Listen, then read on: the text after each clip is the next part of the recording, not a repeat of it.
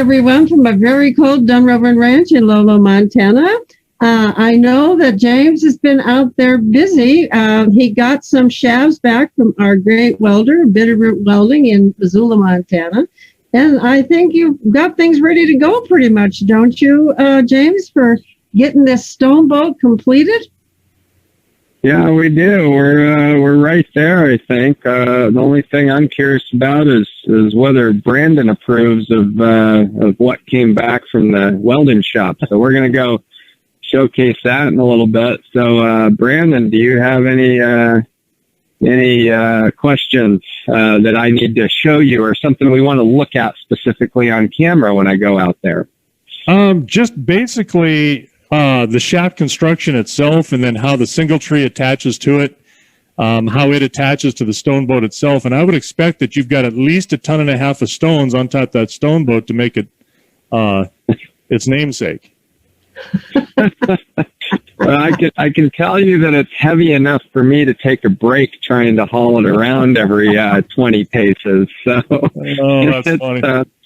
Yeah, so I'm gonna go ahead and switch out the camera view, and Suzanne's got a close up, and then I'm gonna walk outside, and we're gonna take a look at this. So here we go. You guys should be seeing that on your screen now.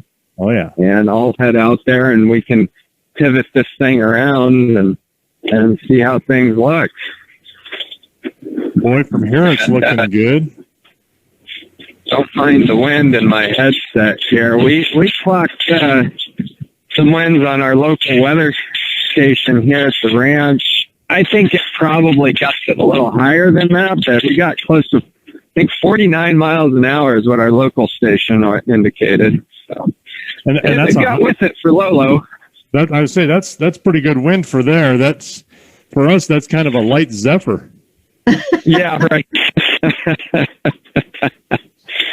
All right, so here's our stone boat shafts here, and you can see we've got on the bottoms here, we have the loops, the round steel pieces where the belt would go through on each side, and then we've got our single tree back here, and it does swing around. We've got holes on either end that allow us to clip in.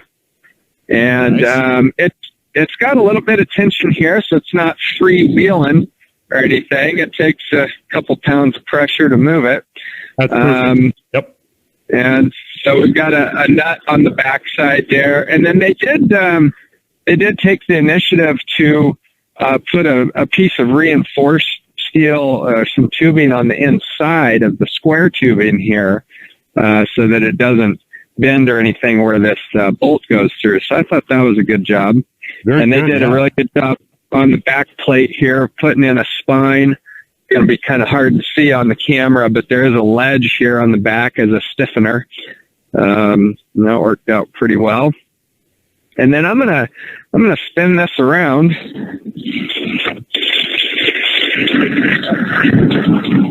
I think we got you in a movement there. Yeah, James. That's right. So it comes back here, and we've got. I had showcased the holes we had in there originally, and I put some EMT, some electrical metallic tubing in there as a guide in there, so it was metal on metal instead of these bolts on the wood. But I got some 9/16 by 6-inch bolts, and I drilled a hole through there and put in some pins and a couple washers, and that allows us to take these off pretty quick by moving the bolt in and out of there, and the shaft just pops right on off, and then we have a quick release for that. So excellent. That looks really good. Now the only thing I'm concerned about, and hopefully we'll be okay, is that we've got one flange there off of our bottom of the shaft instead of one on either side of it with a piece of pipe between. That would stiffen it some more. If it's a weak point, that would be the only thing. But this may be completely fine. We may be all right. Are you talking about down here? Yeah. This area? Okay. Yep. Yeah. Well, no, not across, but all we would do is put where you put the bolt through the flange there, right next to the rotor. I see. Yeah. Yeah. Put another one up there, and then weld it there, and then weld a piece of pipe between them, and then your bolt goes all the way through. And that would be the only thing that would I can see as maybe a weak point. But this, hopefully, we're going to be okay. These guys weld a whole lot better than I do. It's pretty stout. They use some pretty stout steel on there, and it is a very high quality weld on that. So yeah, that would be interesting. We'll monitor that to see if there's any tweaking going on there as we're moving through it. Certainly with this thing empty, I don't see that being a problem, but if it got loaded up with a bunch of hay and all kinds of stuff, there may be some more weight on it. But yeah, overall, this piece tips back really well, out of the way, stays back on the wood here. We've got caps, little rounded caps on the tops and also on the bottoms there, so we won't get any wasp nests or anything like that inside these pipes. And we can't have those kinds of surprises. Well, and that prevents a sharp edge near a horse's shoulder too. So, is there a little bit of a flare on each side of those shafts going out, so that it flares out a little bit? Yeah, we don't really have much of a flare going out. There is some flex in here. Okay. But there's not much of a bend. And it's wide enough, we'll probably be okay. So we won't be too concerned, but that's always easily remedied at a later time if we have to. There's not major construction or have to undo anything. Right. It's just a matter of just opening that up a little bit, but it may be completely fine the way it is. So that's good. Oh, it looks great. And I can tell you that the distance from the inside edges here, it might come in a little bit out there at the end, but it's 39 inches between the wood. And so on the inside of these round pieces, it's about 36 and a half inches or so here. So it's reasonably wide. I mean, we don't want it to be, what I was concerned about is going to be too wide for where these, hitch pieces come in and tie to the side of the saddle. So I wasn't sure if we needed to come in and then flare out. But I guess we'll see once we get Oggy to stand still enough for us. Yep, I think you're just fine, just the way it is. It looks to me, and maybe it's just my perception here, that it's a little narrower at the front of the shafts than it is where it connects to the runners there. Just a tiny bit. I'd have to get a tape measure out to see, but it's actually not. It's mostly a perspective issue, I think, from the camera that you're seeing. Yeah, it's not that narrow here. I mean, there's some flex to bring it in, but yeah, it's not too bad. Yeah, I think we're going to be just fine. It's going to give us plenty of room on either side, and we'll be able to hook him up to those footman's loops and tie the traces onto the single tree. And we do that, it's a matter of going forward and turning, and that thing should drag along behind. And as we talked with Ashley about this, I don't believe we're going to be putting a lot of weight on there. I think the whole key is putting a bale for her to sit on, and maybe a couple of bales on there.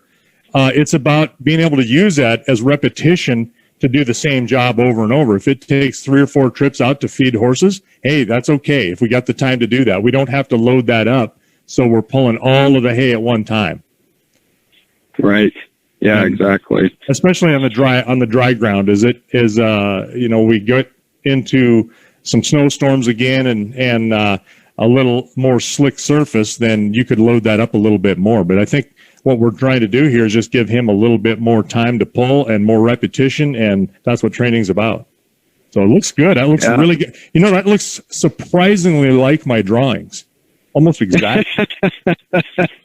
That's pretty darn close. Yeah, I think it's not too bad. And I definitely think the idea of putting these little these metal tabs coming down definitely made a lot more sense than drilling through the pipe itself. Yeah. And when I pulled this back to the shop to do some drilling and fitting, and when I was pulling it around, it definitely pulls a lot smoother on the gravel and rock here than it does on grass. So, it once I hit the hard packed dirt, it actually moved a lot smoother. But it's it's a nice little setup there. So good. Well, that surprises me that it would, because grass, you would think that thing would just scoot right over the top of. But yeah, that's interesting. Yeah. All right. So good enough. Anyway, it's all set up and ready to go, and I think it's just going to be a matter of actually getting Oggy familiarized with it now that it's got some extra hardware on there, and then standing still, which of course I know she's been working on. So. Right. Yep. We're struggling with that a little bit, but we'll get there. And I think that actually the thing to do is get her have him stand in front of that, and then the way to load him or attach this to him to hitch him up is to just bring the shafts down over the top of his back. You'll have it lifted up, and then, just lay it down over the top, put him through our shaft loops and hook him up. And we'll have to have a couple of pieces of rope, I think, that we're going to attach to that single tree, and we'll be able to pull that thing. And whether we do that today or not, we'll have to make some more measurements. I know we've got some rope that we've kind of laid out, got ready for pulling on the poles, and now we'll probably use that rope as our traces now to pull, because we don't have any leather traces to pull on that. We're just going to makeshift some, which will be just fine, not a problem. Yeah. Now the holes on this single tree, we've got there's about a 1/2-inch hole in here, and it's spaced about 1/2 inch from the edge of this. Is it just something we clip in, or we need to put some carabiners in there that make it easier to clip onto? Yeah, I think if you had a piece of rope tied into a large carabiner, or even a winch snap, something that is very quick to come in and out of that, and that way you can just snap it in for this purpose. If you look over on the little wagon that Suzanne has over there, you'll see on those single trees it's a specific kind of hook, and it doesn't matter. There's other kind. It's just a way to get it to hold together, or to be able to put a trace on there to pull and take the weight. You'll notice remember the pictures I sent you of the single tree on our doctor's buggy. Is it very thin? It's built so that the traces are leather. They have no chain or anything on them, and they just have a slot through them that pushes onto the single tree, and a very small hole that a leather thong goes through to hold it on.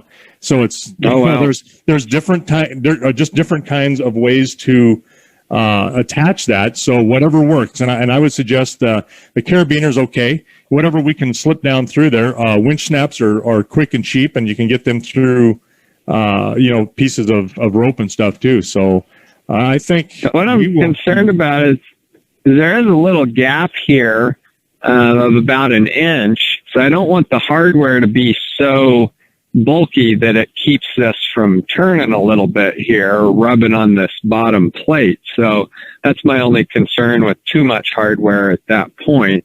I don't think it's going to be a problem if I don't overdo it. But. Well, and I think to solve that, you may be able to just stick a chain quick link through there.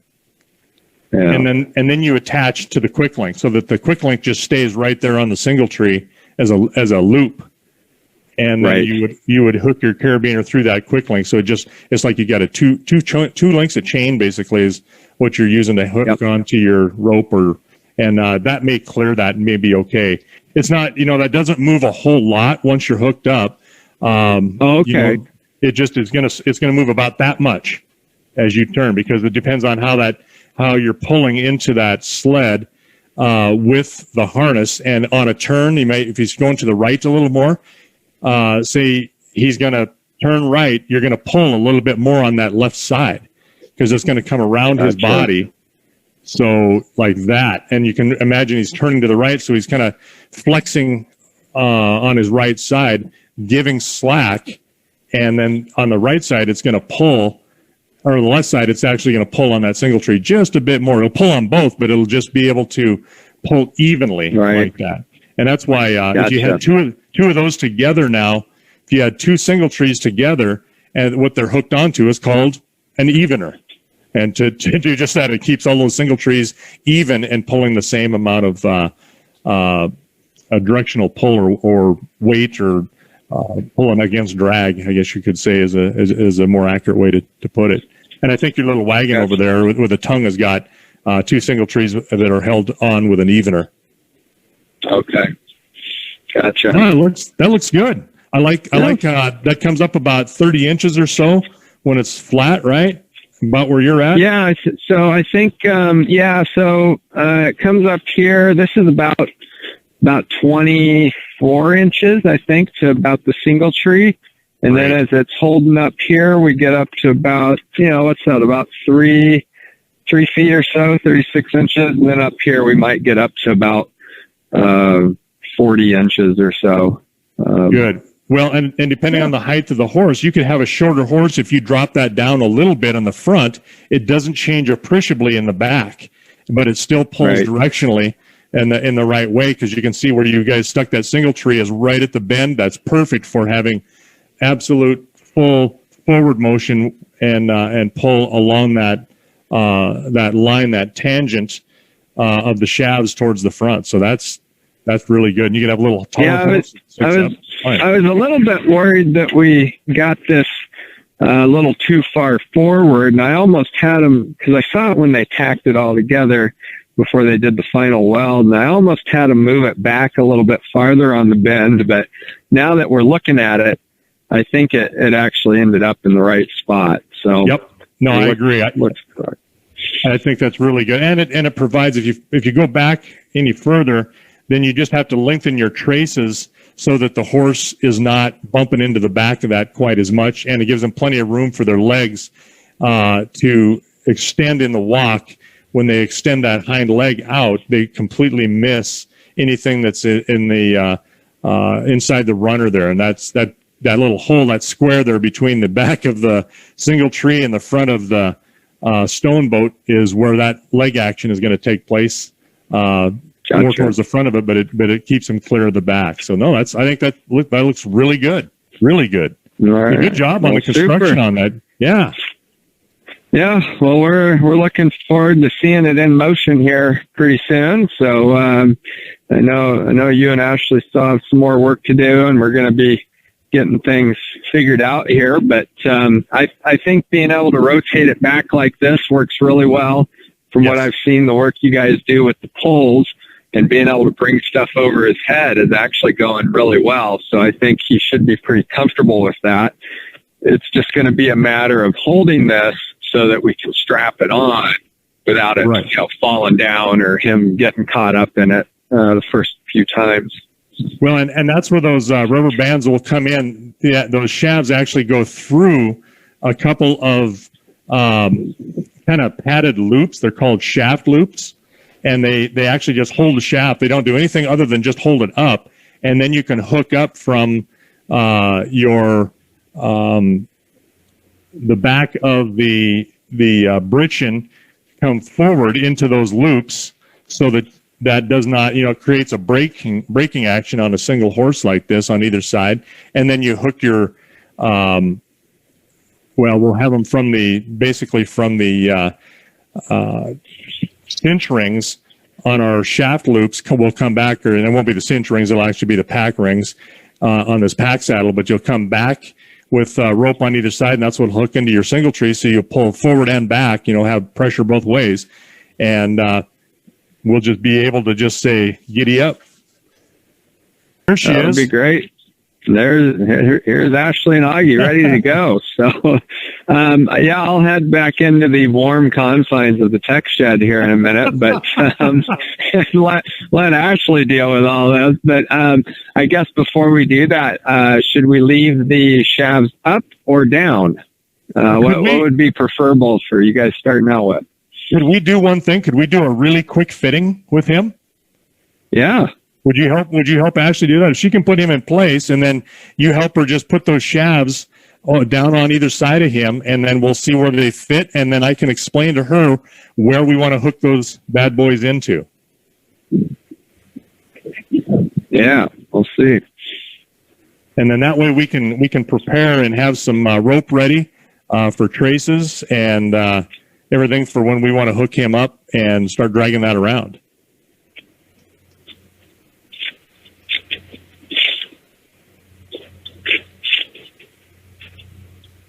And Ashley will bring her audio on in a little bit. When we're both on a Zoom call here, we can get a little bit of feedback. So it'll just be me for the moment. She can hear you just fine. But there you go. I would now pull those shafts over. There you go. Oh, he's almost there.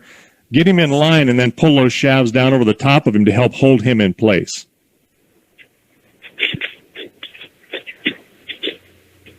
Yeah, maybe we can try, see if he can get a feel for these down a little bit. Ashley might back him in that way first. We'll see. See if he senses them as a guide any different. And then, when you've got a tongue down, you're not going to hold your tongue up if you have a pair. And then, you want them to step up to that. So, and sometimes step over it. So everything we can do is fine. The only thing we risk is that, he trips and falls on it and bends it or some stupid thing like that. But I hear metal's cheap. Yeah, just like lumber this time of year. That's right. That's exactly right. Yeah, they are telling me that, the price of lumber has gone up almost 115% this year. Yeah, it's not good. You don't want to build a house right now. No.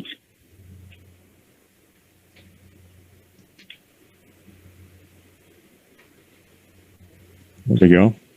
Getting there. Good.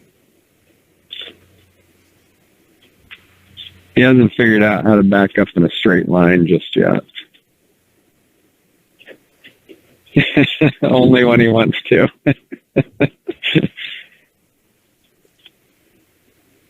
Yeah, if he had to back up straight line into a dinner bucket, he'd do that. Right. Exactly. There we go. There we go. And he sees it. He knows it's there. There we go. And he might feel that and then try to step over the top of it.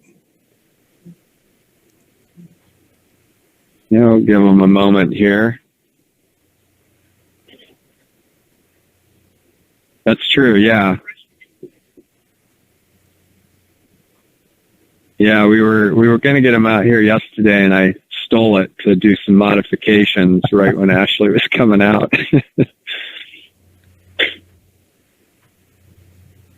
Everybody's got the same goal. It's just different parts of it that they need to work on, right? Yep. Okay. Now you see where the shafts are, the end of the shafts compared to his shoulder? Yep. Right now, you could pick that up and put that through those rubber bands, and that's going to be essentially our shaft loops for right now.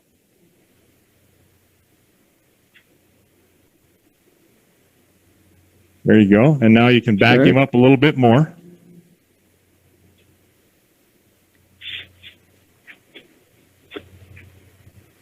Until those shafts are about in front of his shoulder. Yeah. There we go. There we go. Now you see where the footman's loop is on that shaft, how it should be just a little bit ahead of the ring when it's in place for him on the ring on the britchin. So what we'll do is we'll be tying into that. The ring needs to be behind it, so we got to back him up a little bit more because there's a lot of distance between him and that single tree right now. Okay, so what we'll do is we'll take a couple of short pieces of, and I'd say when I say short, a couple foot long each of a buckled strap, and then we will go through that ring and attach to that footman's loop. And there's a specific way to do it, and so it doesn't move. And then the other thing we'll do is we'll take a piece of rope from each side and we'll go to the ring there on the right where the pack board is, that piece of wood that's going across horizontally. You see that ring that's on there? Right. we'll attach that. That's called a pack board, and then your ring will be attached to a piece of rope, and that rope will now serve as our trace on each side, and that is what we will attach to the single tree on each side, clip in. So we'll want to have about that length of rope, so we can kind of have that ready to go about the right length for him. And I would say we back him up just a little bit more to be the right distance, and have that shaft come out in front of his shoulder a bit. Another step is going to be about right. Right about there. Now you see how your distance is between your footman's loop and your ring on your britchin. That's the piece in the back. Yep. Okay. Yeah, we're on this side. I'm about 8 inches or so. Yeah. In front of it. Yep. And so that's why we're going to need a couple of foot long piece of flat strap or buckled strap to go in there. It doesn't have to be really wide, an inch wide, but long enough that it's going to make a loop through there, a couple of loops around the shaft itself, and then we'll tie it back on. And that shaft front is just in front of his shoulders. That's just about right. It's running a little bit low, but that's because our rubber bands are running low. There you go. Right about there is where we would want to have that guy. And so your footman's loop is almost at the same height as your britchin ring. Very, very close. And gotcha. And maybe we can adjust those rubber bands so that they'll sit up a little bit more. There you go. Just like that.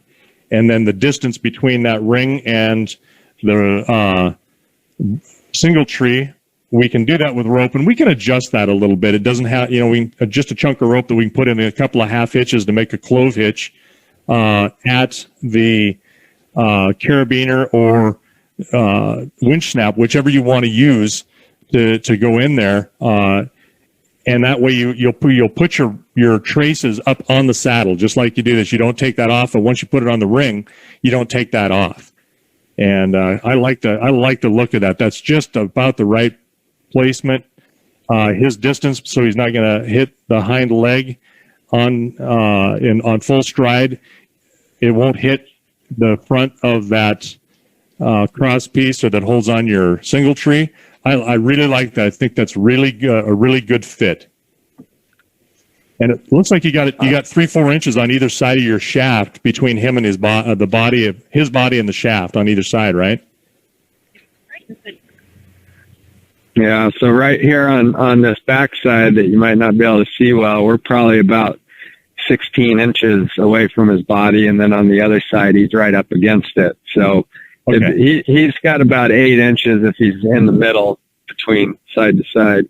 Okay, that's quite a bit, but you know what? I'm not worried about that. So one of the things that, as I'm looking at this, that can help us out a little bit is to take our rubber bands off where they're at on the cinch ring there, and replace those to the top. Ashley can hear me. All right, Ashley, when you get that off, go ahead and pull that bad boy out of there, and where we're going to reposition that. Careful you don't snap him all the way across the road. That rubber band's pretty good.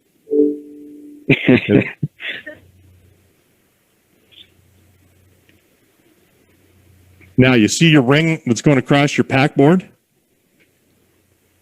Go in the top of that ring, right between your two pieces that come across the top. There you go. And that'll pick that shaft that we're making our makeshift shaft loops. That'll pick that up a little bit now, and so it'll hold that shaft a little bit higher like it should. And what we might have to do is do the same thing on both sides, and then we can set that in there. And that looks to me like that's going to be really close. And these are going to stretch and move. They're not like a real shaft loop. A real shaft loop is leather, and it's set. It is a loop, and that's where it stays, and it doesn't move on you. But that's going to be much better. See how that hangs? There we go.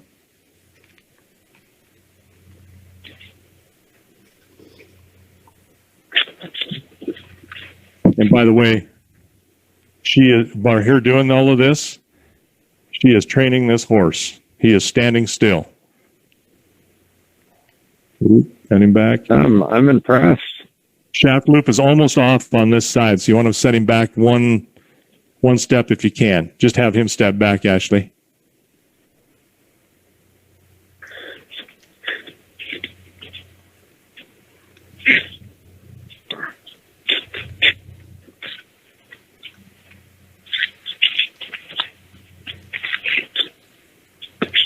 Let's see how you, when you bring those shafts back over the top of his back, when you first are going to hitch him up, you bring him up that far, and then you back him into those shaft loops. Or you can unbuckle the shaft loops, too.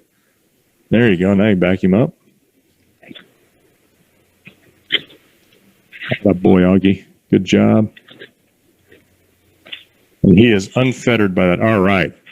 Good. Yeah, see how that's holding those up a little bit better, about where they should be. That'll help us. So we'll still utilize those, because, again, this is, for those that are watching, this is a makeshift harness. This is not anything that any self-respecting draftsman would use. So, or Teamsters would.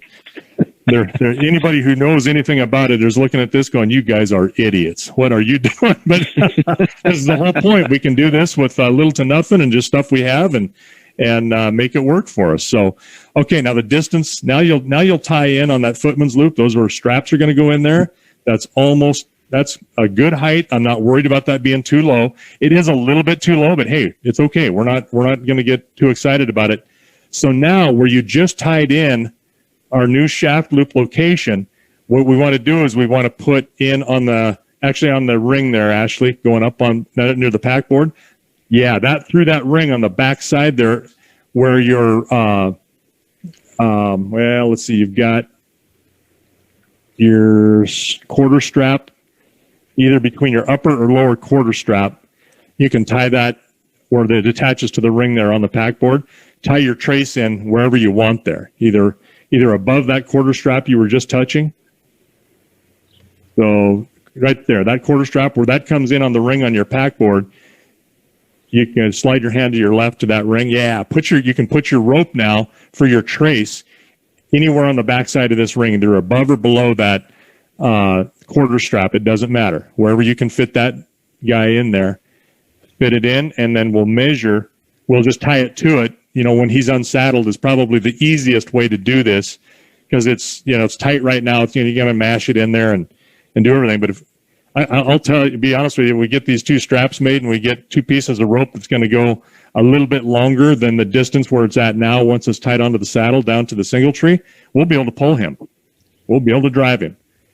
But now we kind of have our distances and our lengths. I think we're good. Just kind of take note of where he's at. It looks like that ring is going to be about halfway between the footman's loop on the bottom and the front of the shaft. So that's kind of about the distance we're going to need to have those from there back to the single tree to have a trace made or figure for length. And we could. Yeah, I think Ashley's going to grab some pieces she already had put together, so she'll bring those out here in a minute.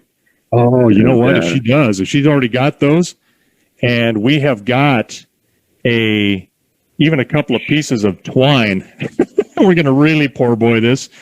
We could go ahead and put those loops on your britchin, and that way we would have a stop to him. And then, oh yes, we you know what? If we do this, we can just go ahead and start driving him right now with this. That would be awesome. I don't think the sound is going to be a problem for him because we've been dragging poles. He's used to that. He's got poles on his side. They're actually lighter now.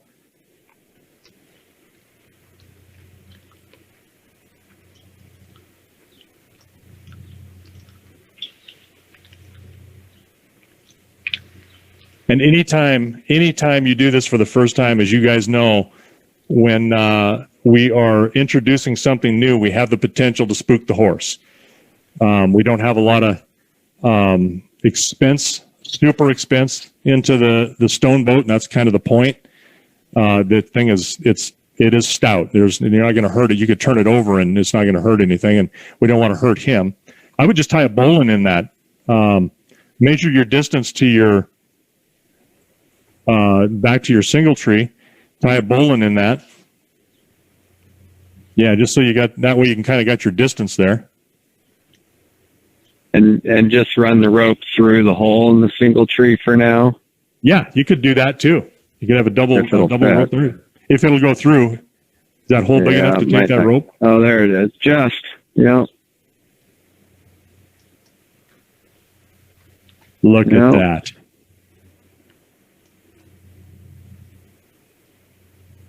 And Ashley's too young to tie a granny knot. There's no way that can be a granny knot.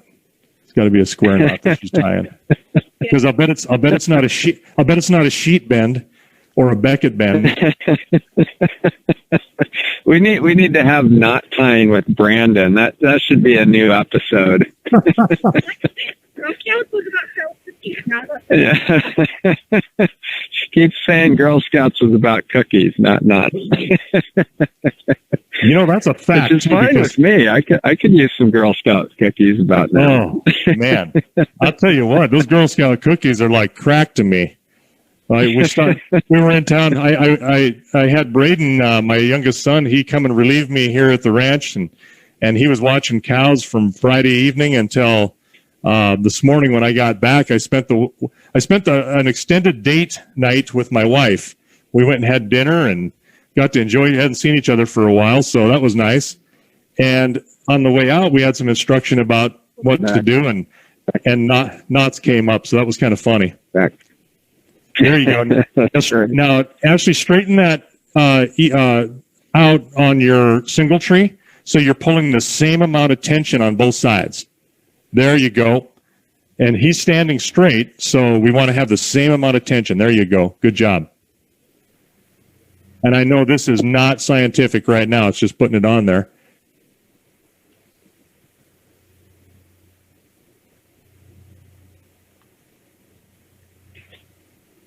And I know, James, you're standing out there in the cold and was trying to be inside of a nice, warm place. So you can bill me for this.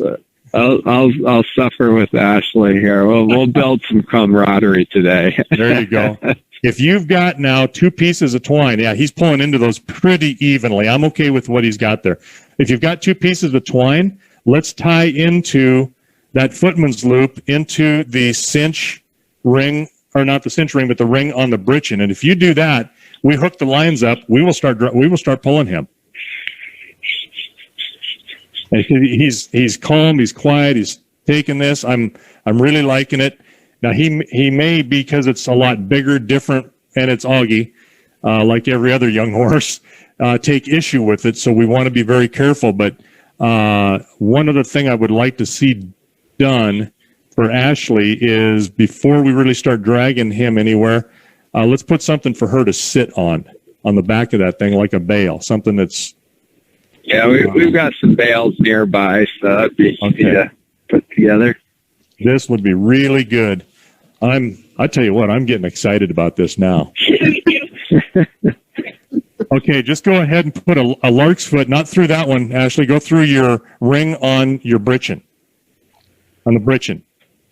Right there. Yep. Now just put a lark's foot knot through there. Remember that one? I know you do. Put the loop through, and then put the loop through that and pull it tight.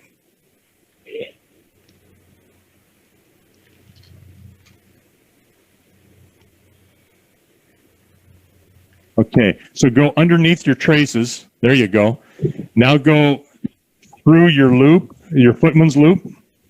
And we're going to really poor boy this, and we're going to go right back. If you can double it, that's fine.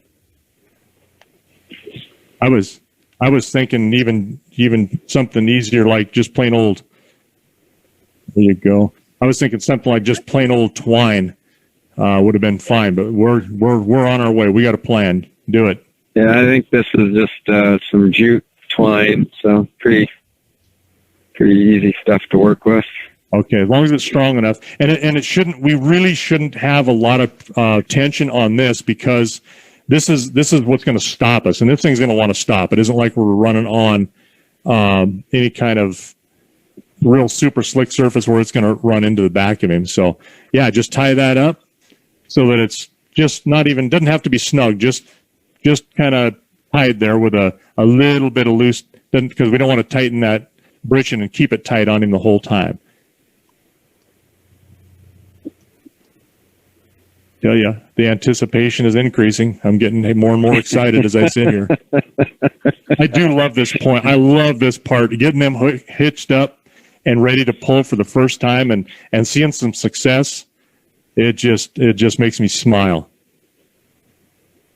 When he should be used to the noise, this thing really isn't that loud. So he's definitely pulled around those sticks and the plastic and tarp. Yeah. So yes.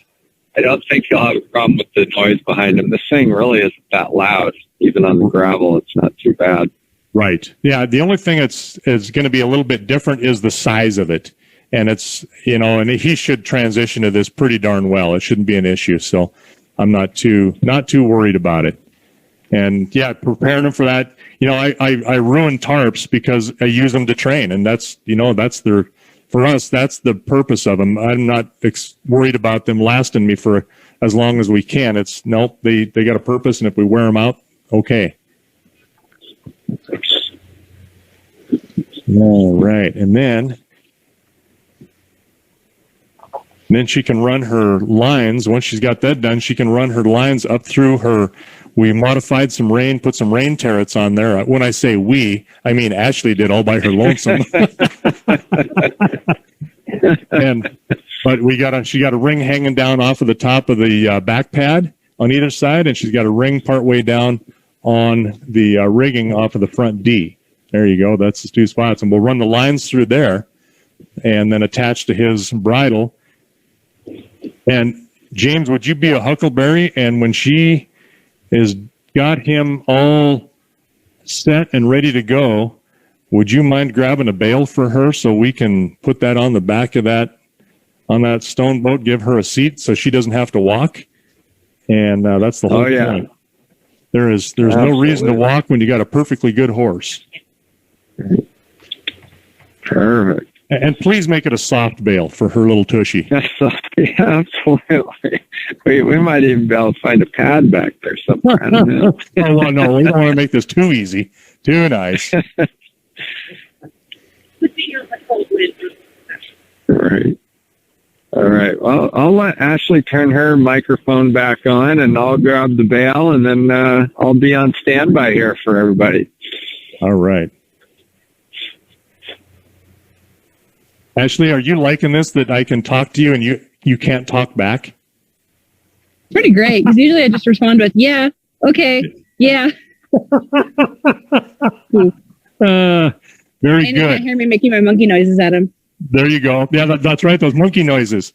Now, do you see how the traces, I think you've got those on the outside of your twine, right? That's hooking to your loops. That's basically just your stop. The traces are the other red ropes that are running back to the single tree? Yes. Or the traces? Those are the traces. Okay. So those are the shavs. Your traces are your red ropes that you hooked all the way back to the single tree. And okay. those are able to move freely, right? With the single tree moving? Yes.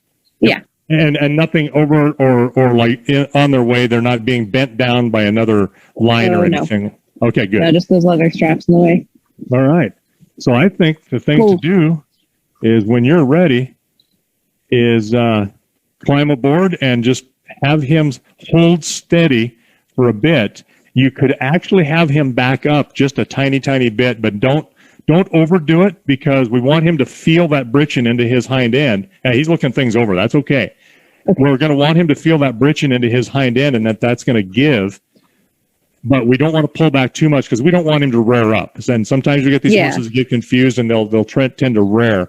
So we'll do that. Just put some pressure there, and then ask him to go forward. He'll feel the pressure on his breast collar and his girth. And then we can hopefully just drag him around just nice and slow, nice and easy.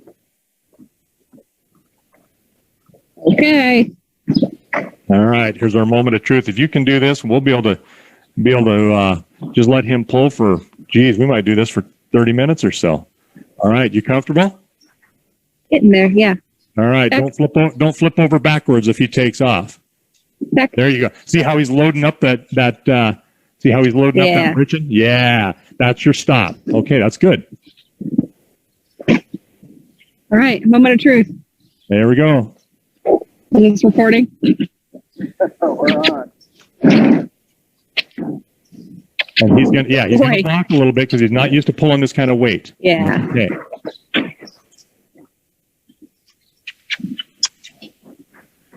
Forward. Forward. Good boy. Good.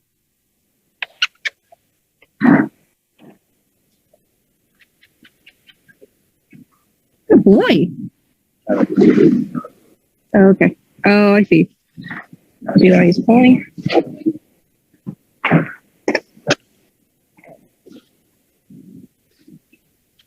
Forward.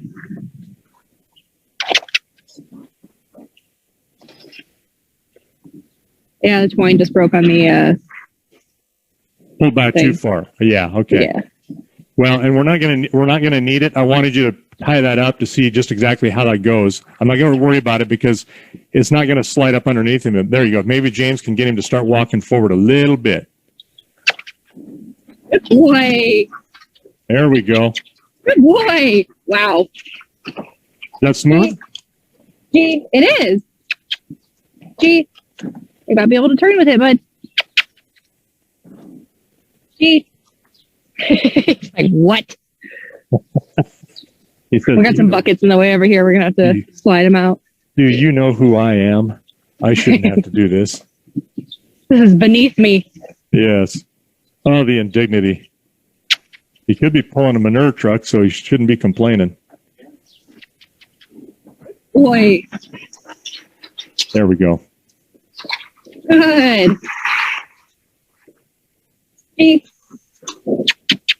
Yeah, it's the whoa.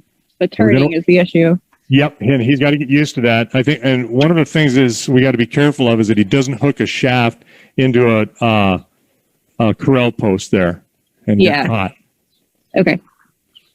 So we may want to just kind of pull him a little bit to the right. Yeah, if James can help. James is a great assistant today. Yeah.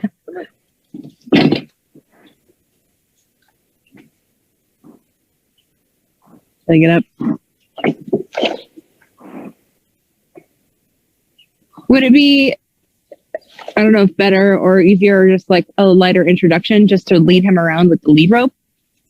Pulling it? You could do that. I would suggest we'll still need somebody behind him is part of the deal. But if you could put a lead rope on him and do that, that might help. Just to get him used to like, okay, I'm pulling. Okay, I'm turning. Okay, I'm doing this. Yep, and want to make sure we got that turn well ahead of our corners like that. And I can tell you this is, I was hoping he was turning really well, but I have had this happen almost every time. You know, it doesn't matter how big of an arena you got. They go forward and they quit thinking about turns. And he likes to hang up in that corner because he's looking for the other horses too, right? Yeah. Yeah. Well, there's nobody up here now, but he just wants to get out of work. Yeah. Oh, there you go. He knows a good safe place to go, or he won't be bothered much. I would say you could walk alongside of that stone boat, Ashley, but I don't know how that is for you. I don't want to have you run over an ankle or something. You know what I mean? Yeah. Come on, bud. You got to turn. Come in. Good boy. There we go. Oops. Yep. That would be the problem. Okay. Should we just back the whole thing up? Yep. I think we got to back up the boat. I think have James grab that single tree and just drag it backwards. You should be able to do that. Okay. He shouldn't kick you. Give you a little bit more of a... No? Going. Yank. Yeah, I got wedged right between the gate and the fence post. Yeah, that's not uncommon. That's kind of one of the things to avoid, but we'll get this out of the way and we won't have to do this again. Yeah.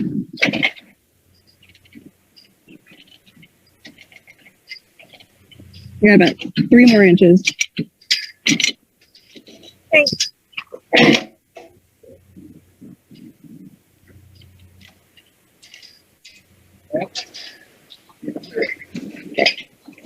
Ooh, There we go. There you go. we did it. We did it. Let's walk around. Let's get some turns in. Yep, that's not it. Let's start over from square. That's okay. Whoa. Same thing. From the fences, yeah. That's fine. Yeah, we might have to hit him here. Oh boy. Okay. Back in there pretty good. If I help you pull it, can we pull it back? Stay. I don't want him to spook it off. Yeah. They're all up. Just, I don't know if we're gonna be able to get these rubber bands off. Okay, what you could do then is just unhook your traces and unhook where your footman's loop is, that piece of twine. Oh, the Unhook twine's your already traces, broken. and then just walk him right out of it. They're both broken? Yeah, that twine is. Okay. I do have some like leather straps and leather keepers that we could use. Yeah, it's almost like it's going to take like a belt, you know. Oh yeah. Okay. Then I can find some stuff for that. That's really what goes on there. But yeah, just unhook the traces, and then you can just walk him right out of that. Hopefully, if he's got enough room on the front end of that, he's not wedged in between the fence and the shaft. Am I gonna have to be able to undo and redo these traces frequently? Yes, every time you hitch him up, you have to attach those. So that's why if we have that on a like James was saying, a carabiner, or you can do a winch snap or something where you can snap it into say a larger quick link that's already attached to the traces. That'll be really fast. Okay. There you go, and then he should just walk right out of that. Okay. It's just you. Is the other rubber band's not caught in the fence? Okay.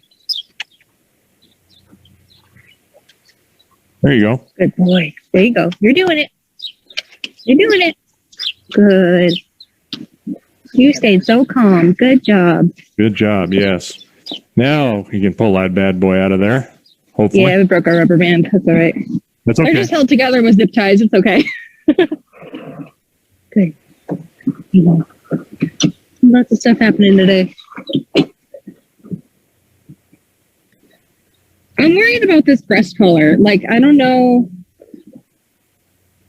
Is it going to be putting like too much pressure on his chest or weird pressure?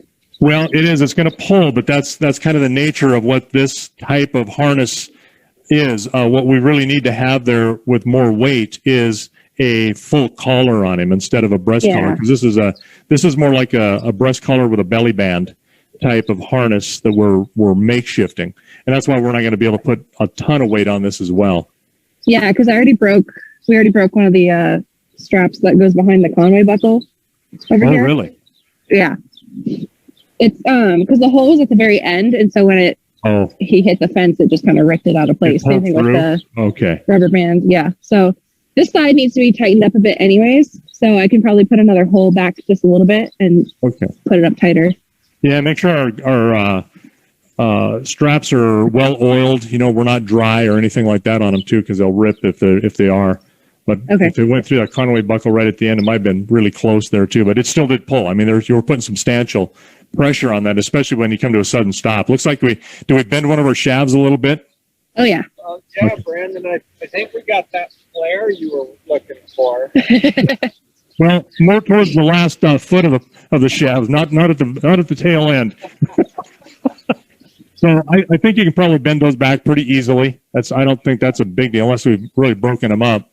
But then we'll have to hook him in, and you know, again, we just got to stay away from the outside so much.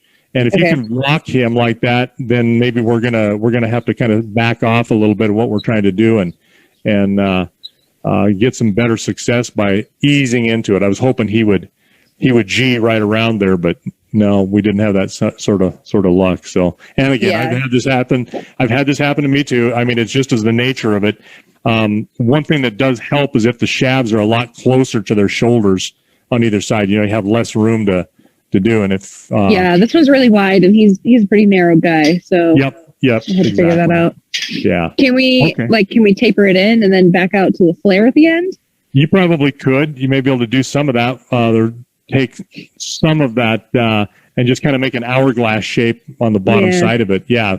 That may be able to do that. Maybe not. I'm not sure what you're looking at there. We got plenty of length of shaft to do that. I mean, it's not. It's going to take a little bit of length out to do it, but that's okay. It's not a big deal.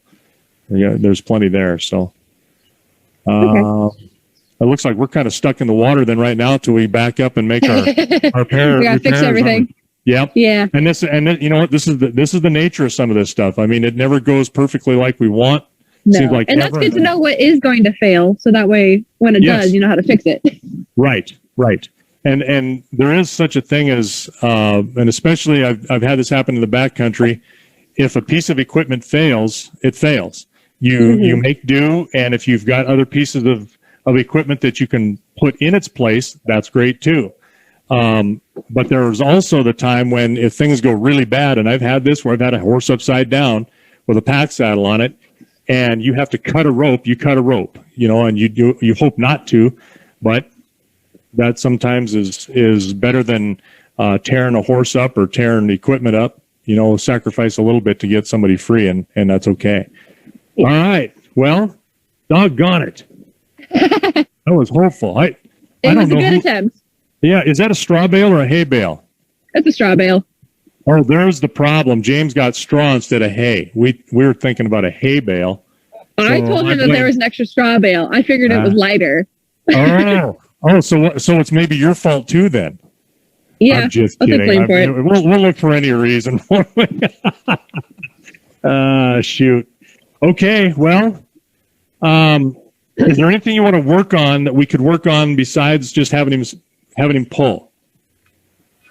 On Friday, I was working with him. It was getting really frustrating. I ended up just having a screaming match with him, almost just getting him to stand still. Okay. And once I just shouted "whoa" at him, he finally just was like, "Oh, you're serious? Okay." But we practiced putting the poles on. I'd take him for a walk, like a lap or like a figure eight. Take the poles off, make him stand there, put him back on either side of him. Okay. So that was the last thing that we were practicing. Before this, I really wanted to get to this yesterday, but it's okay. Yeah, that's all right. Well, let's do this. You're standing there really close, and the shafts are down, and you've got plenty of room for him to back in there. Let's just practice backing him into these shafts. Yeah. Okay. It's not going to hurt a thing, and it'll utilize a little bit of training that he needs anyway. Yeah. Boy. Ooh. Back. Back. Back. Back. No. Back. Back. Good boy. Right now.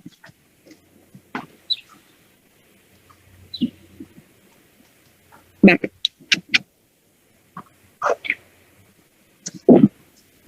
I see he's kind of leaning into you, Ashley. So with whichever hand is best for you, don't be afraid to just pop him on the chest and make him understand that you're going to be assertive. Okay. Back. Back. Back. I can even hear it in your voice. It's better. More assertive in your voice even. That's better.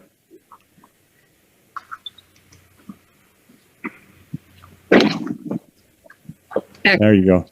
There you go. Look how he moved around. Now, the only thing he's trying to do on you, obviously he's avoiding it. You're there in real time. But if he stops, don't let him come forward as much as possible because he's avoiding. Back. There you go. That's much better. Get him just to back up first, and then we'll try it with the shafts. Yep, that's fine. You're just getting that motion and him listening to you. There you go. Much better.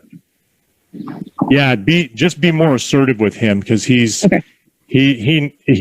so passive aggressive about doing what he wants that he's shoving you around and pushing on you. And we know the four aggressive things that a horse can do, and pushing is one of them. Back. Back.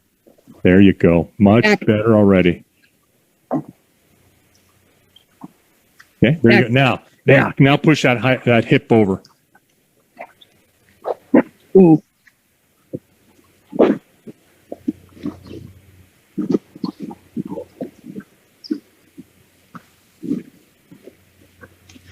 Okay, now I'm going to kind of get on you a little bit. Okay. What you just did is you relieved the pressure on him, and you allowed him to step away from it. So Just trying to reset. yeah, you're trying to reset, and you did. You reset exactly like he wanted for the moment.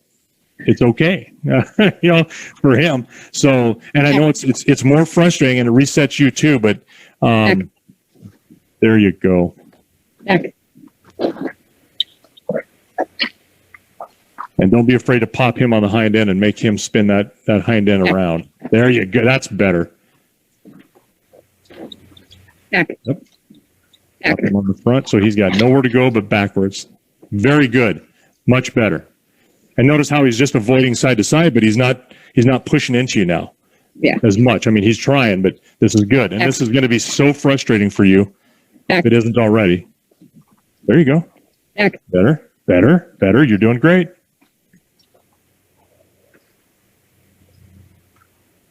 And if we get past this, get over this, this is some of that discipline that he needs. There, you're working. Nice. Yep. I'm not surprised he felt that and stepped over it. That's okay. Back. Put him right back where you had him. Yeah. Oh, a little swish of the tail. So you're getting in his head a little bit. He's getting a little bit upset, but that's tough. He needs to comply. Back. Good. Very good.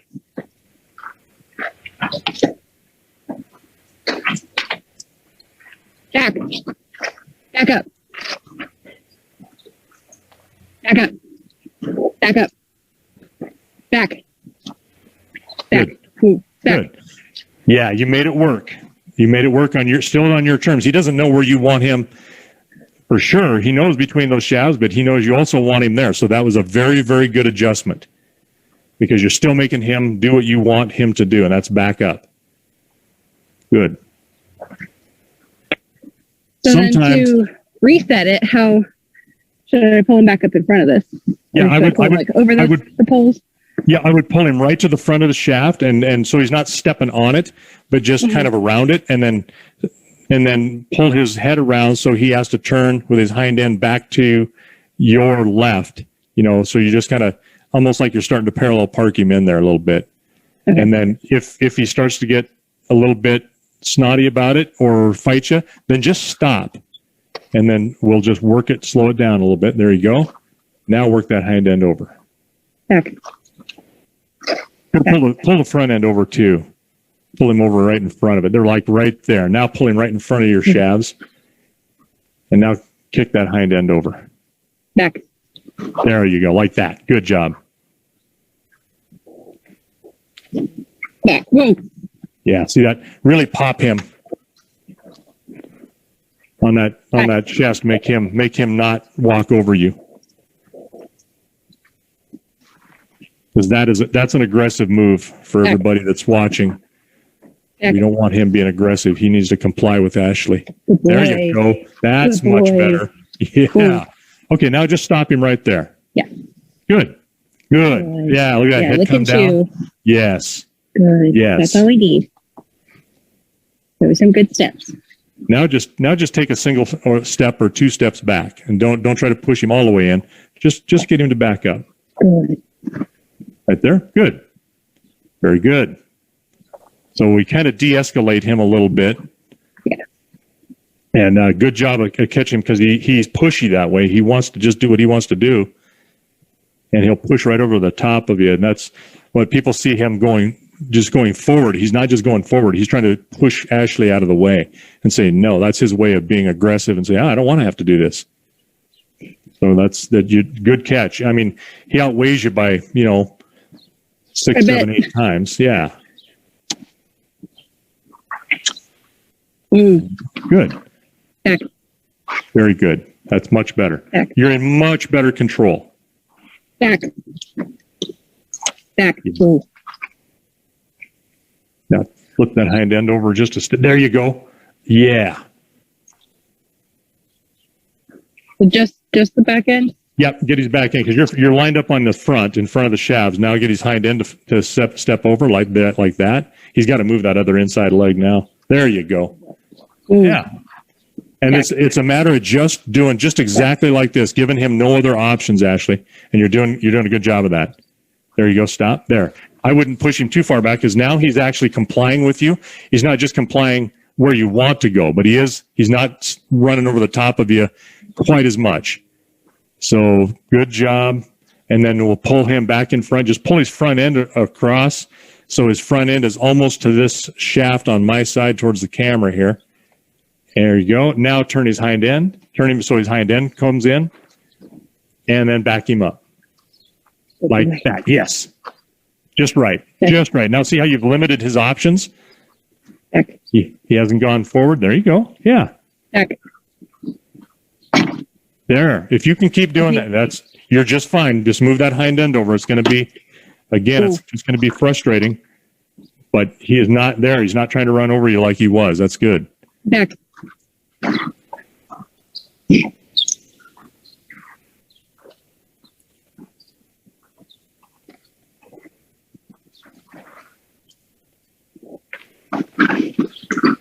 Oh.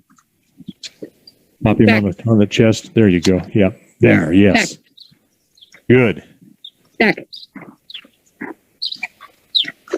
And he's going to get tired of this backing and stopping and backing, and then he's going to comply where you want him to go. And that's the whole thing, is to try not to reset everything.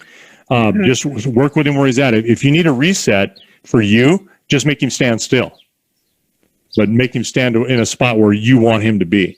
And then you can start back slowly again. And I think you'll have make better headway that way. And he understands that he cannot walk out of this.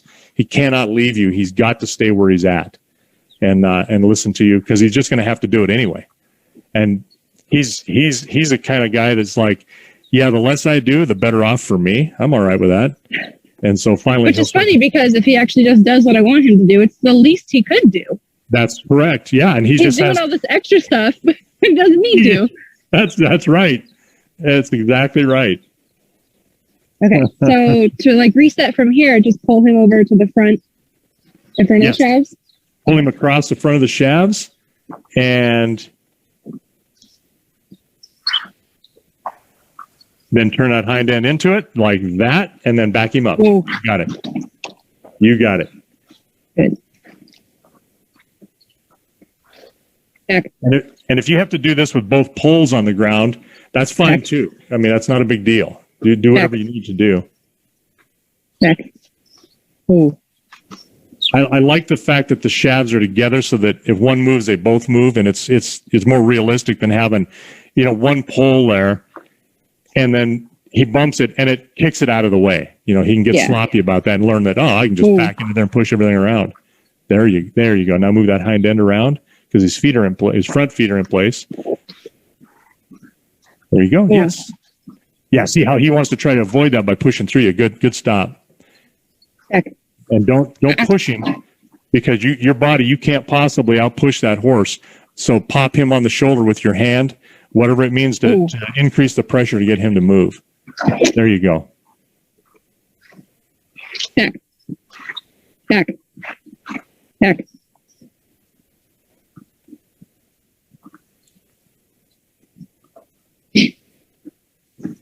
Ooh. There you go. Good stop. Good place to go. Kind of break it down a little bit. Yeah, look at him push into you, that dirty booger. Back. Back. He knows exactly what you want, Ashley. Oh, yeah. I see it. See his little devilish eyes. Oh, yeah. Back. Back. We're almost there, dude. We're almost there. Back. So close. That's better. Now look how he picked that foot up, because he's anticipating touching. See that? He's anticipating touching that shaft. That is not anything other than him knowing where he's at, but he can't quite see where it's at. So he's starting to give up. What that tells me is, that's the foot that he's normally afflicted with, but that was not a pain type cellulitis pick. That was a searching and reaching for where it's at. Like where is this thing behind Yes, me? exactly right. So that tells me when he's doing that now, he's like, okay, where's it at? I need to not touch it. So you're winning. You see that? Read that sign and see how important that was in knowing what he's thinking. Back. Okay. Yeah, there you go. Just back him a step. It's fine. Back. Very good. Good. He's doing it with both feet. He's reaching and searching. Yeah. See that? He's picking it up to see if he could step over. So that's all right. You're doing this exactly the right thing. Now just push that hind end over the other way. Front end there and back him up. Very good. Back. Very good. You're getting there. And this is gonna be probably as useful for you, I think, as anything, because you're using these shabs or using this scenario as it would be in real life. Yeah, this is a lot easier than doing the poles and they just roll around everywhere. Correct. And then I can't ever get it like set up right. Yep. This is like good that it's stationary. Back. Yes. There we go. Yep. And then don't let him, and you're doing a much, much better job of holding him from going forward and pushing into you. And that's so important. It's his mind should think, oh, I want to go to the left. I can't. She's stopping me. I want to go to the right.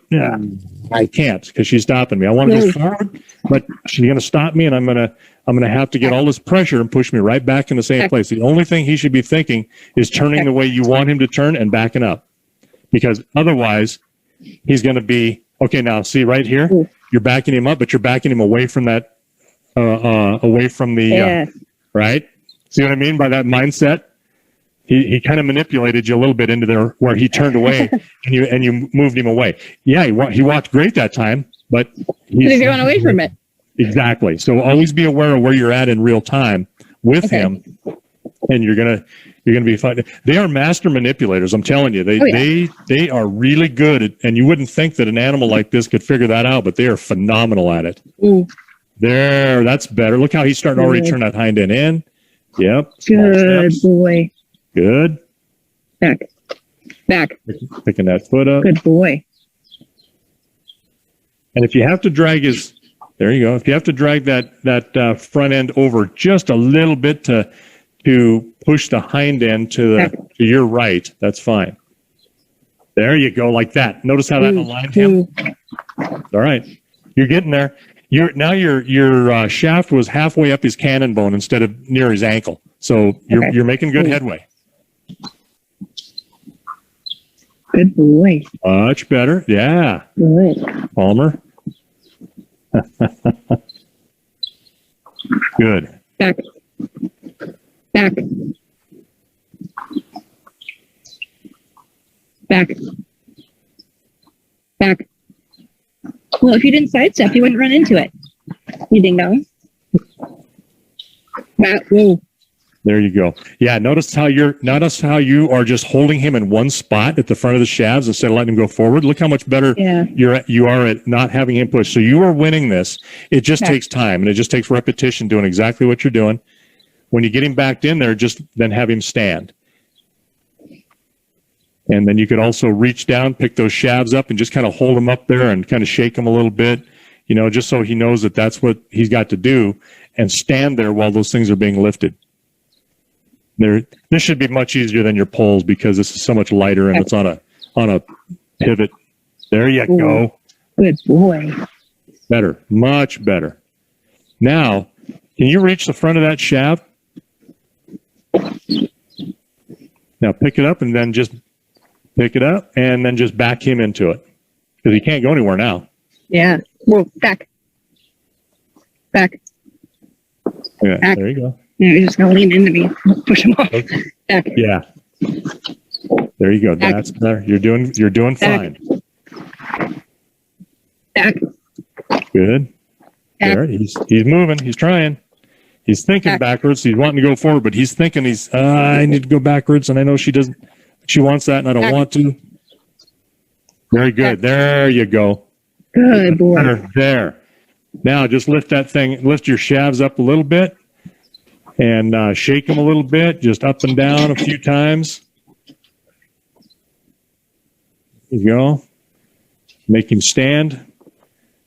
You can set him down if you want. You can back him up a little bit more, because sometimes you're going to have them forward of that, and then you're going to have to put the front of those. If you get lazy and you don't unbuckle your shaft loops and you just run those, what I'll do is I'll just get it so the shaft loop will be forward, or I'm sorry, backward towards his hind end, and I'll just hang the front of that shaft in the shaft loop, and then I'll walk around the other side and the other one's there, put it in, and then you just back him up and it slides through both of them.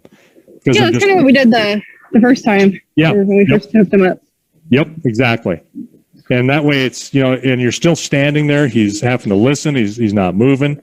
And look at that. He's looking at it. He knows what you want. Now, just have him back up one step before you are done. We'll back you up a step, make him stand again.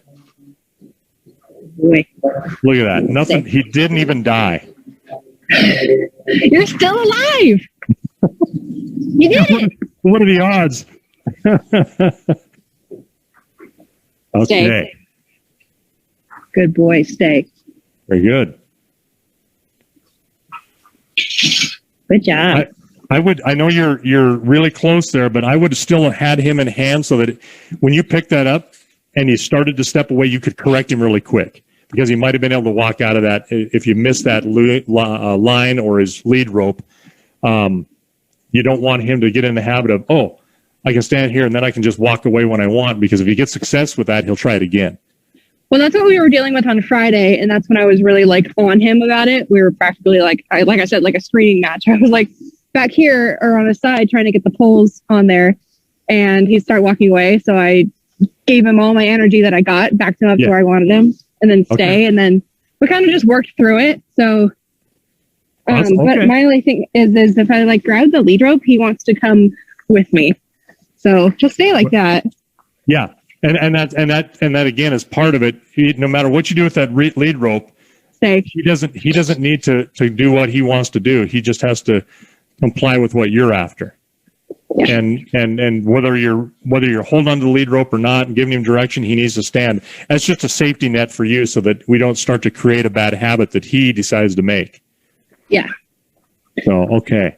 You're doing great. I wish we'd had a little bit more success with it, but you know what? This is valuable too.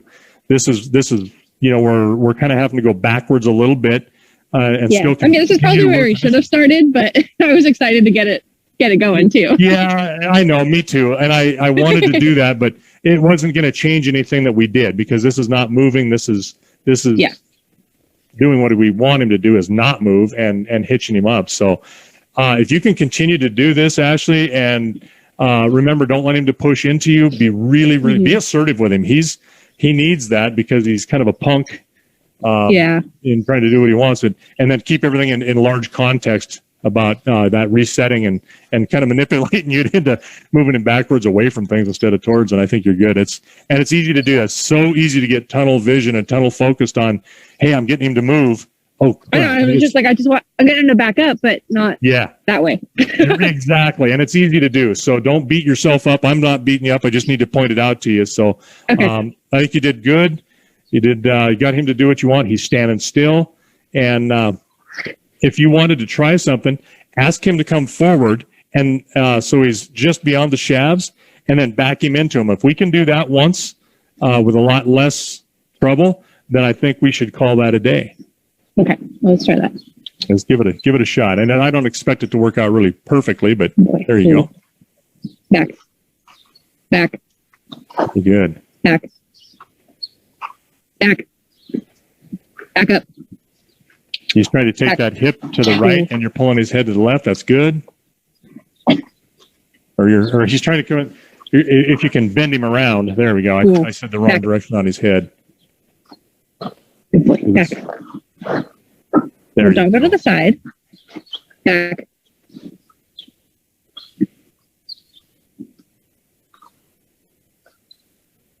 Back. Back. Back. Back up. Back. Back. If you just go straight back, you're not going to run into it. I promise. That's how this works. So pull his head towards you a little bit. Just turn that body a little bit. There, now back. Back. Back. Better. Back. Good boy. Back.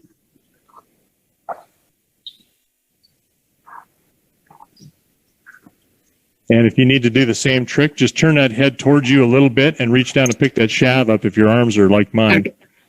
Monkey arms. Back. Boy.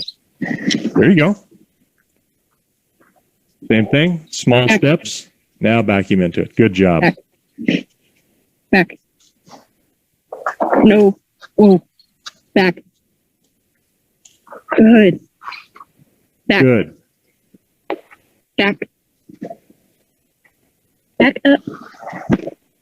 Back.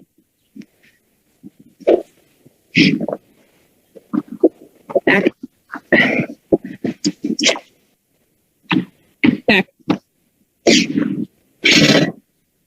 Back. Back. Back. Back. Back. Ooh. Good. Good correction. Back. Good boy. Got Better. some good tips. He's starting to comply. Starting to comply a little more. Get my arm out of my socket. Yeah. I Back. can do that. Good boy.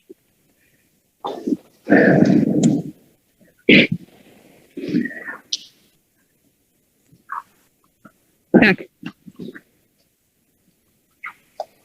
Good boy. Such a Yep. turd.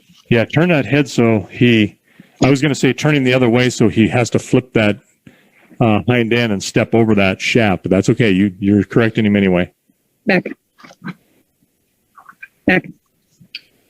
There you go. Good. Good boy. Whoa. There we go. Whoa. Whoa. No. Back. Back. Back. Back up. Back up.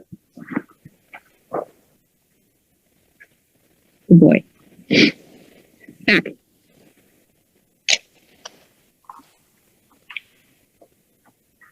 Back. Good. Very good. Good. Good. Good. You did a good job turning that head to turning the head Back. the same direction, and the body will Back. follow the other. Good. Back. Back. He is working so hard at getting out of work. Back.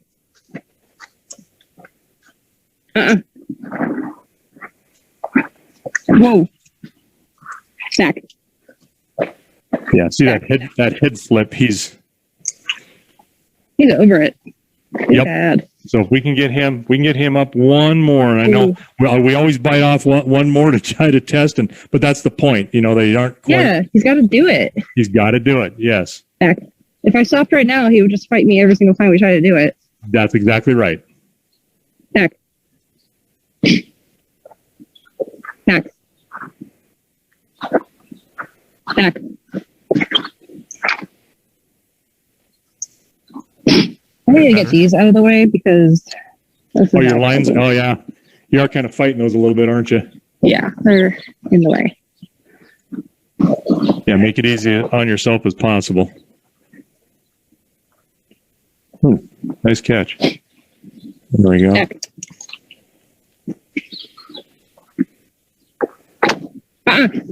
Whoa. Back up. Back up. Back up. Ooh. Very good. Back. Very good placement there. Back. Yeah.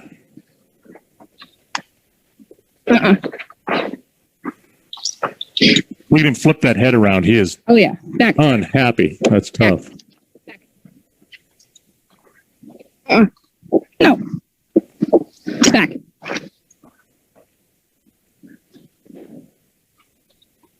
And then pull him in front.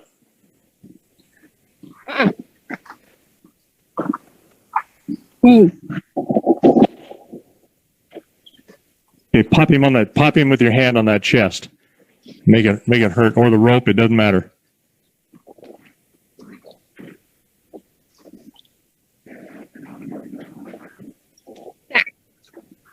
Back. There you go. That's this. Got it. Back. You're winning. Back. Back.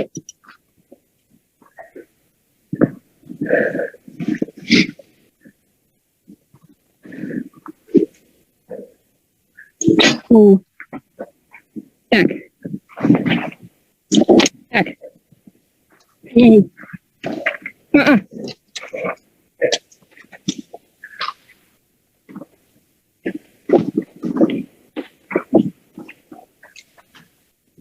Ooh.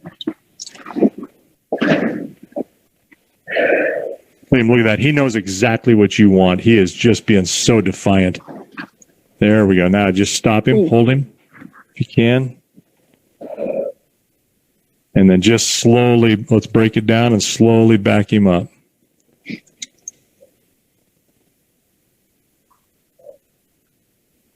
Stay. Ah! Back. Stay. Stay. Ah!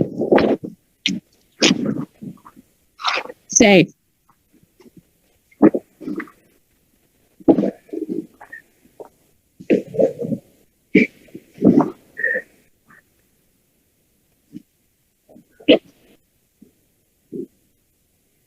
I feel like this twine is tickling him.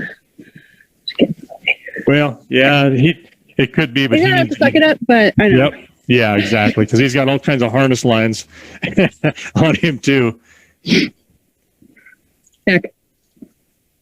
Back. Good boy. All right, let's try it again. We're good to hang with him. His only weapon that he's really got with you is trying to go over the top of you. Ooh.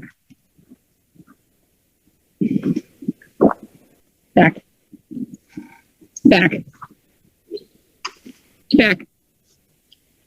Back. Good boy. Good boy. That's winning. Good, he's in place. Good. Back. Back. Whoa. Whoa.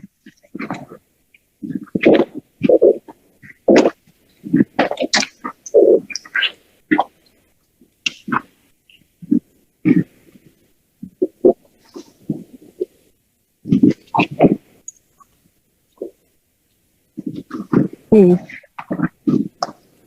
Yeah, we probably should have started here. Yeah. Okay. Yeah. Well, and I would. There you go. You gotta maybe work toward it this time. Pull that nose towards you. We see that hind end move from one side to the other. Pull ahead in the opposite direction, and then as soon as he starts to pull forward or move forward, just pop him in the chest, because you'll never push. I know he's pushing into you, and you're kind of behind him a little bit, but just absolutely grab him and now pull ahead towards you, and make that hind end go back over the top, and make him step back over that shaft. There you go. Good stop. Oh.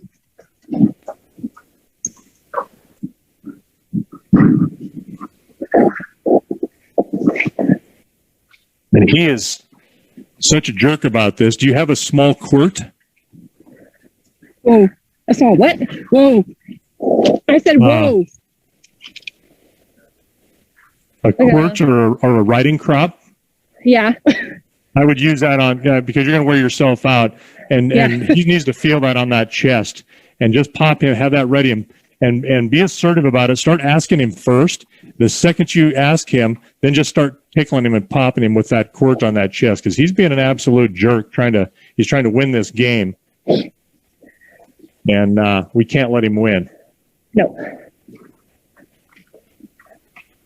And you're like 85% there. Right there. Yep.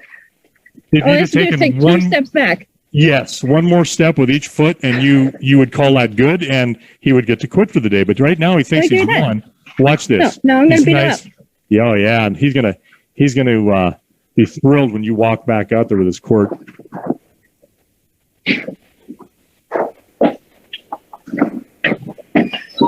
And for For those that are watching, this is not beating a horse. This horse needs to be disciplined and have the discipline to listen. And so, I mean, his pasture buddies beat him up harder than I ever could. Well, and he needs to just listen, flat listen, and not try to run over the top of you, because that's dangerous. So what Ashley's got is just a very short riding crop, like a jockey would use, or you would use on a really super lazy horse. Same difference. And it's just a very short with a popper on the end that's really wide. It doesn't necessarily hurt. It makes more noise than it hurts. And can feel the pressure on it. So that's what she needs to use. And if we'll use whatever cheating stick we can use, we have to. So it's not an issue. Oh, look at that. He's slowing down. He's not walking as fast as he was. He knows more is coming.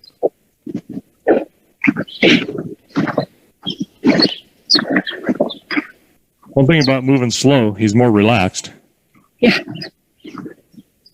All right. I'm trying to take a couple good breaths so I can come down too. Yeah. But he already tried to avoid that. Okay, now just touch him with your halter lead to ask him to back up, and just within a half a second after you've asked him to do that, now hit him with that quirt, just pop him back in the shoulder. Back. So you're using your hand. Back. And if he gets assertive, then don't be afraid to pop him butt good, like now. There you go. Keep going. Good.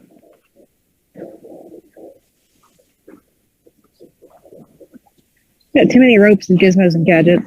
I think we know what we're going to be working on this week then, I guess. All right. Oh, for sure. We have clear direction. There we go. There. Ooh. You don't need to smell it. Back. Back. Ah. Don't be afraid to hit him with that. Oh, that jerk. Makes me want to jump in a vehicle and come over there and just work the snot out of here. I wish I could just make him run in a circle. I'm a little bit bigger. Yeah, I'm a little bit bigger than you are, but it doesn't mean I can always hold him either. Whoa.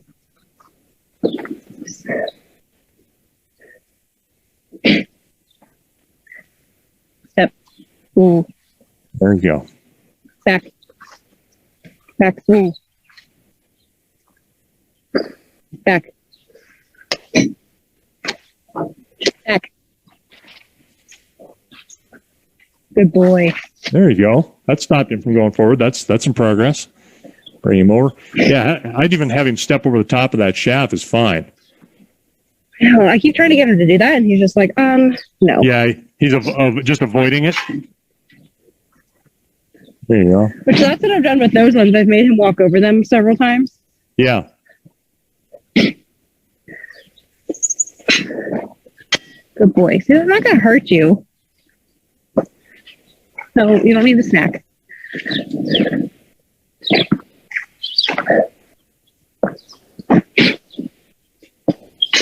Good boy. There you go. Now stop. Back. Back. Whoa. Good. That's it. That's it. That's all you had to do. Now just pick your shafts up. Do the same thing you did before so that you can know that he knows that that's part of the drill, that you got to reach down, pick him up. Look at that. And he's well into them now. Well into them. All right. I'd say we have success, Ashley. Yep, we'll call it good at that. Yes, I think it's a good place to stop. He's done it a couple times. He knows that it's harder to not do it than it is to do it. I mean, he's got to get that through his head. So, and that's all part of training and getting that brain to mature a little bit into what we want as a lesson. And you did really good. You stuck with it, and recognizing that don't push on him. There's nothing you can do. I can't push his horse around. The two of us together can't push him, but he's got to respond to the pressure. And I think that's where that little crop is going to help you until we don't need it. And hopefully we don't have to go beyond that, because I don't know what we've got beyond that other than, a chainmail, cat of nine tails, a spiked whatever.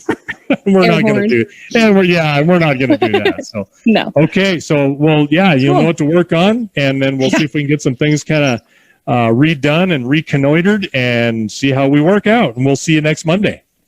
All right. Thanks for your time, Brandon. Thank you, Ashley. Good job. Thanks. Have a good day. Bye-bye. You too. Bye.